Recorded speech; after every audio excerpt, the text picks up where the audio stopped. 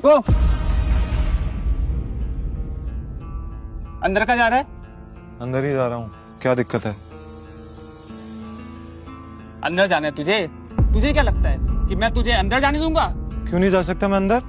अभिनव समझ गया था कि चीफ सिक्योरिटी ऑफिसर उसके कपड़े देखकर उसे जज कर रहा था। सुन, मैं तेरे जैसे लोगों को बहुत अच्छे से जानता हूँ, फालतू का तमाशा मत कर, निकल यहाँ से। कैसे जानता है तू मुझे? रिश्तेदार है मेरा। जब मैं अंदर जाने के लिए आया हूँ तो वापस क्यों जाऊंगा? ये होटल क्या तेरे बाप की है? बोलना। ये सुनते ही अभिनव का माथा गर्म हो गया, लेकिन उसने गुस्से में कुछ नहीं किया। वो शांत रहा ताकि लोगों का ध्यान उसकी तरफ ना जाए। अभिनव 2 कदम पीछे हटा और उसने फोन निकालकर अकरम को फोन मिला दिया। हाँ टाइगर, कहाँ पहुँचे? मैं ये होटल की एंट्री पे हूँ अकरम। हमारा टेबल नंबर क्या है? Table number? अरे मैं इस होटल का मालिक हूँ, मुझे टेबल बुक करने की जरूरत नहीं है। तुम अंदर जाओ, आराम से बैठो, बस मैं पहुँचने ही वाला हूँ। मैं अंदर नहीं जा पा रहा हूँ। यहाँ पे कोई ये सिक्योरिटी वाला खड़ा है, वो कह रहा है कि मेरे जैसे इंसानों को अंदर नहीं जाने देता है। वो नहीं, ये कथा। तुम एक काम करो, बस 10 मिनट में मैं पहुँचने वाला, तो वेट करो, ठीक है? और ये इस ऑफिसर की वजह से मैं तुमसे माफी मांगता हूँ। ठीक, नहीं कोई बात नहीं। क्यों, बहुत हीरो बन रहा था ना? मैंने कहा था मैं तुझे अंदर जाने नहीं दूंगा।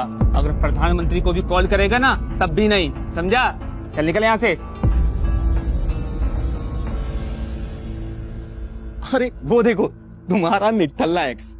आजा मजे लेते इसके।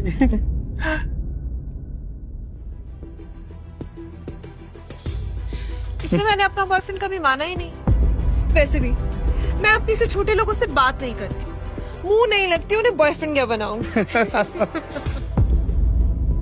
तुम छोटे आदमी के मुंह नहीं लगती होगी, लेकिन ये छोटा आदमी तुम्हें एक सलाह देना चाहता है। इंसान की पहचान उसकी जुबान से होती है। जुबान संभाल के बात करो, वरना किसी दिन यही जुबान तुम्हारी जान ले लेगी। वाह, क्या बात कही है। ताली बजाओ। Very nice. तो फिर तुमसे तुम्हारे पैर क्यों नहीं संभाले गए? यहाँ कैसे चले आए? पिए हुए हो क्या? अकरम ने बुलाया मुझे यहाँ पे। अच्छा, अरे हाँ याद आया, अकरम सर ने उस दिन कहा था तू उनके किसी ड्राइवर का बेटा है, तो यहाँ अपने बाप की जगह ड्राइवर की नौकरी मांगने आया क्या? सही है, लेकिन वो रखेंगे नहीं, तेरे जैसे गरीब को वो ड्राइवर भी नहीं रखेंगे। आए हो मतलब तुम्हें बुलाया नहीं गया? वो उठा के चले आए। भिखारी गई। आया नहीं हूँ, बुलाया मुझे, अकरम ने बुलाया है। मुझे पता ही था ये कोई पागल है। तभी वहाँ एक काले रंग की चमचमाती हुई महंगी सी गाड़ी आकर खड़ी हो गई। सभी पलटकर गाड़ी को देख रहे थे। अकरम गाड़ी से बाहर निकला और उसके साथ एक और आदमी था। वो देखने में लंबा चौड़ा और मजबूत था। वो और कोई नहीं बल्कि बलराज था। वो एक बहुत ही फेमस कपड़ों की कंपनी का मालिक था और साथ ही द माफिया किंग का एक मजबूत पिलर। उसे देख अभिनव की आंखें खुली की खुली रह गई। उसने बलराज के बारे में सुना था।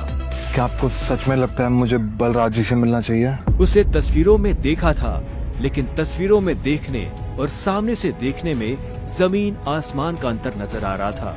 उसके मन में ये सवाल उठ रहा था कि आखिर बलराज उससे क्यों मिलना चाहता था। क्या चल रहा है यहाँ? सॉरी सर, लेकिन इस आदमी ने मुझे और कस्टमरों को काफी परेशान किया हुआ है। मैं इस चोर को अंदर जाने से रोक रहा हूँ तो ये यहाँ पे तमाशा कर रहा है। क्या तुम्हारी हिम्मत कैसे हुई इसे चोर कहने की? तुम होते कौन हो इसे अंदर जाने से रोकने वाले? ये होटल तुम्हारे बाप ने खोल रखा है क्या? ये मेरा मेहमान है और तू आज के बाद इस होटल के आसपास भी दिखाई दिया ना तो तेरी टांगे तोड़वा दूंगा। Get lost. Sorry sir.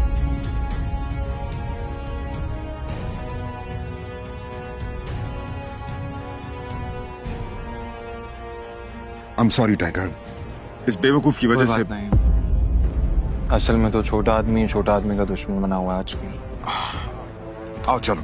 अकरम ने अभिनव को अपने साथ अंदर आने का इशारा किया। अभिनव अकरम के पीछे चला जा रहा था। उसे महसूस हो रहा था कि बलराज भी अपने भारी भरकम पैरों के साथ अभिनव के पीछे आ रहा था। कुछ देर के बाद वो होटल के एक आलीशान से कमरे के बाहर आ चुके थे। इससे पहले कि वो अंदर जाते, होटल का मैनेजर उनके पास आया और बोला, good evening sir, welcome sir, can I get something for all of you? एक काम करो, जो भी लीकर अवेलेबल है उसकी लिस्ट भिजवा दो। Sure sir, but sir if you don't mind, अपने होटल में जितनी भी लिकर्स अवेलेबल हैं मुझे सबके नाम याद है। We have tequila which is of 5 lakh rupees, vodka 8 lakh rupees, इसकी 10 lakh rupees and we have gin जो कि 12 लाख रुपए की। Sir what would you like to have? क्या है कि आज मेरे यहाँ बहुत खास मेहमान आए हैं, तो इसलिए जो सबसे महंगी है वो भिजवा दो और बाकी सब चीजें। Sure sir, I will get the best liquor for all of you. Good evening sir. Good evening sir. Akram, hotel तेरा, शराब तेरी, फिर भी तुम्हारा ये मैनेजर तुझे तेरी शराब की रेट क्यों बता रहा था, जबकि तू कोई भी चूज कर सकता है? वो इसलिए मेरे दोस्त, क्योंकि मैं दिन देखकर शराब मंगवाता हूँ, और आज का दिन मेरे लिए, इनफैक्ट हम सबकी जिंदगी के लिए बहुत इंपॉर्टेंट दिन है, इसलिए मैंने हम तीनों के लिए महंगी शराब मंगवाई है। So let's enjoy. अच्छा आओ। Okay, let's enjoy. अब तुम्हें यहाँ अपनी पहचान छुपाने की जरूरत नहीं है। ये रूम प्राइवेट भी है और सबसे सेफ भी। बैठो। वो एक आलीशान कमरा था। वो तीनों बैठ गए। तब अभिनव बलराज को बहुत ध्यान से देख रहा था। बलराज, आज मैंने तुम्हें यहाँ एक बहुत इंपॉर्टेंट इन्फॉर्मेशन देने के लिए बुलाया है। हमें संजय का बेटा टाइगर मिल गया है, लेकिन फिलहाल वो अंडरकवर है, इसलिए उससे तुम्हें मैं बाहर नहीं मिलवा सकता था। Sir your snacks and drink.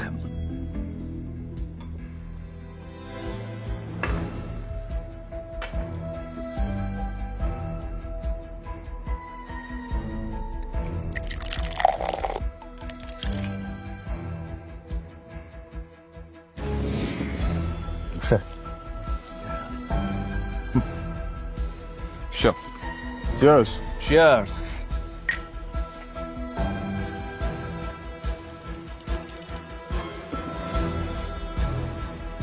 तो यही है टाइगर?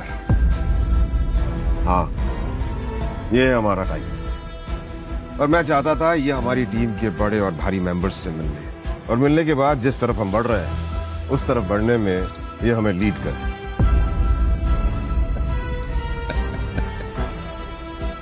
माफ करना दोस्त, पर मुझे थोड़ी हंसी आ रही। वो क्या है ना, सब कुछ तो तू ही बोल रहा है।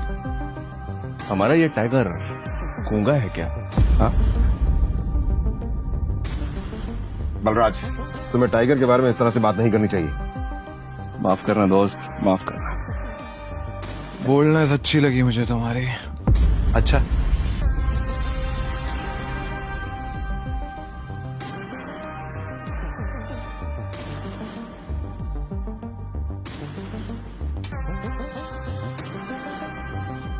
हो गए तुम बॉस, लेकिन ये मत भूलना तुम किसके सामने बैठे हो।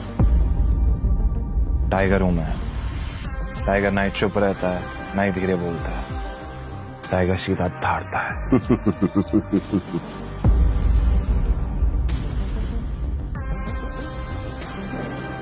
तो तुम टाइगर हो,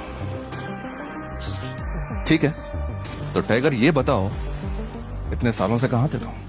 अब ऐसा तो नहीं हो सकता ना कि इतने सालों के बाद तुम हमारे सर पे आके बैठ जाओ और हम मान लेंगे कि तुम टाइगर। मजाक तो नहीं हो रहा है यार? क्यों अकरम, सही कहा ना? और जिस गद्दी की तुम बात कर रहे हो ना, उसको लिया नहीं जाता, कमाया जाता है। आई बात समझ में? अच्छे से जानता हूं, छीनना मेरे खून में भी नहीं है। मैं इतने सालों से कहां गायब था, क्या कर रहा था, ये सब समझाने का तो हमारे पास टाइम नहीं है शायद। और रही बात कि मैं टाइगर हूं या नहीं हूं, ठीक है, तुम तरीका बताओ, साबित कर दूंगा। शाबाश, ये हुई ना बात। अकरम ने मुस्कुराते हुए अभिनव को देखा। उसकी आंखों में अभिनव के लिए गर्व की भावना झलक रही थी। उसने जितना सोचा था, अभिनव उससे भी खूंखार था, लेकिन बलराज के माथे पर शिकन बरकरार थी। उसकी आंखों से पता चल रहा था कि वो इतनी जल्दी अभिनव को टाइगर नहीं मानने वाला था। वैसे भी पूरे ग्रुप में अगर बलराज किसी चीज के लिए जाना जाता था तो वो थी उसकी जिद। वो इस बात को नहीं पचा सकता था कि कल को एक बच्चा उसके सर पर बैठकर राज करे। सिर्फ अकरम की शाबाशी से काम नहीं चलेगा प्यारे, पर मैंने अभी एक्सेप्ट नहीं किया है कि तुम टाइगर हो। तुमने कहा कि तुम साबित कर सकते हो कि तुम टाइगर हो, तो ठीक है, मैं तुम्हें चैलेंज देना चाहता हूं। ये क्या कह रहे हो तुम? Relax Akram, relax. Let's fight, लड़ते हैं। अगर तुम जीते तो हम मान लेंगे कि तुम टाइगर हो, लेकिन अगर तुम हारे तो हमसे कुछ पैसे लेना और गुड़गांव से कहीं बहुत दूर जाकर सेटल हो जाना। बलराज, क्या कह रहे हो तुम? ये सही नहीं है।